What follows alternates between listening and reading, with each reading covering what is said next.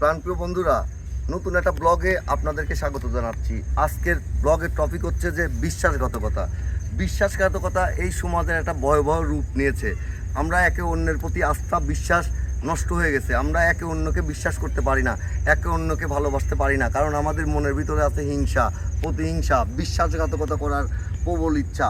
এই প্রবল ইচ্ছা এবং বিশ্বাসঘাতকতা নিয়ে যেহেতু আজকের ব্লগ, সেহেতু আপনাদেরকে বলবো যে আমরা যখন 90-92 সনে যে সমাজে বসবাস করছি, সেখানে মানুষের ভিতরে ছিল মায়া, মমতা, মানুষের ভিতরে ছিল স্বজনপ্রীতি, বন্ধুত্ব এবং আত্মীয়তার বন্ধন। এই সমাজে এসে, এই বিশ্বাসঘাতকতার সমাজে এসে আমরা আত্মীয়তা, ভাই বোনের সম্পর্ক, অর্থ সম্পত্তি, টাকা পয়সা, এই সব যাবতীয় যে সমাজ জীবনে আমাদের যা যা প্রয়োজন, সব কিছুর কারণে আমরা লোভী হয়ে গেছি। এই জন্য আমরা এতটা লোভী হয়ে গেছি যে আমরা বিশ্বাসঘাতকতা করতে আমরা দ্বিধাবোধ করতেছি না। তাহলে এই বিশ্বাসঘাতকতা আমরা দূর করব। আমরা এমন একটা সমাজ গড়তে চাই, আমার এই ভিডিওর মাধ্যমে সমাজ এবং জাতিকে দেখে দিতে চাই যে আমরা যদি মনে প্রাণে চেষ্টা করি এই সমাজটাকে সুন্দর করব। আমরা একে অন্যকে ভালোবাসবো, কারোর সঙ্গে ভালোবেসে তাকে দিলের ভিতরে ঢুকে তার সঙ্গে বিশ্বাসঘাতকতা করব না। কারণ একটা বিশ্বাসঘাতক মানুষ কখনোই সুখে থাকতে পারে না। একটা মীর জাফর যেমনি ছিল না, মীর জাফর এত সাম্রাজ্য ছিল, টাকা পয়সা ছিল, নবাব সিরাজউদ্দৌলার সঙ্গে বিশ্বাসঘাতকতা করেছিল। আপনারা মনে আছে, আপনারা জানেন, এটা নিয়ে অনেক সিনেমা, অনেক নাটক এই সমাজে আমরা প্রচলিত দেখতে পাই। কিন্তু একজন বিশ্বাসঘাতক মানুষ সে ধ্বংস হয়ে যায়। তার মেইন নিদর্শন হচ্ছে নবাব সিরাজউদ্দৌলার মীর জাফর নামের যে কাল্পনিক উপন্যাসের নামটা।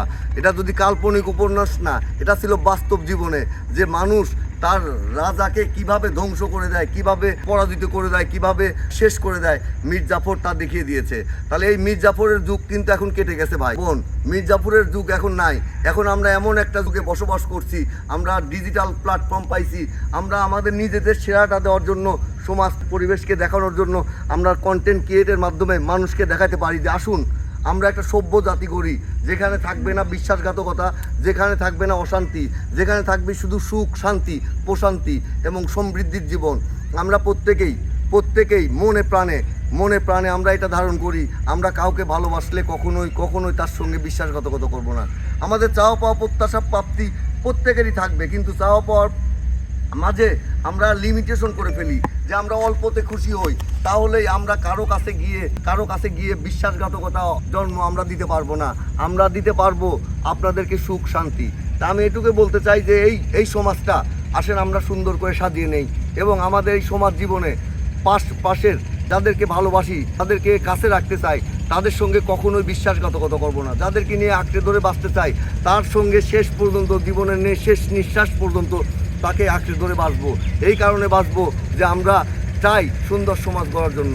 আসুন আমার সাথে সবাই একসাথে আমরা বলি যে আমরা আমার আপনজনকে, আমার ভাই বোনকে, আমার বন্ধুকে, আমার চাচাতো ভাই, খালাতো ভাই এবং আমার সমাজ জীবনের আমার প্রতিবেশীর কারো সঙ্গেই আমরা বিশ্বাসঘাতকতা না করি। ভিডিওটি কেমন লাগলো কমেন্ট বক্সে জানাবেন এবং আমার পাশে থাকার চেষ্টা করবেন। আমি যদি আপনাদেরকে বিন্দুমাত্র মোটিভ করার চেষ্টা করে থাকি, তাহলে অবশ্যই আপনার সুন্দর একটা কমেন্টের প্রত্যাশা করছি। আমি মোস্তাফিজ বাবু। ভালো থাকবেন সবাই। আল্লাহ হাফেজ।